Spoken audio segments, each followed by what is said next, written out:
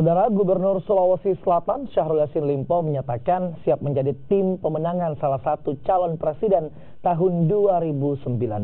Syahrul memang diketahui akan mengakhiri masa jabatannya pada tahun 2018 ini.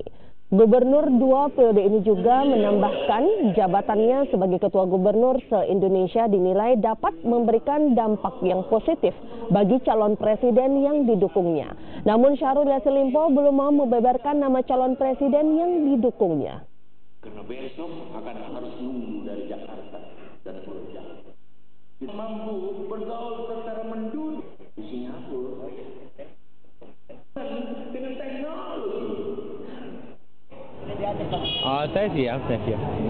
Saya mau tentu ikut berpartisipasi untuk menghadirkan presiden yang besok bisa menjadi harapan dan membangun Indonesia yang lebih baik dari sekarang.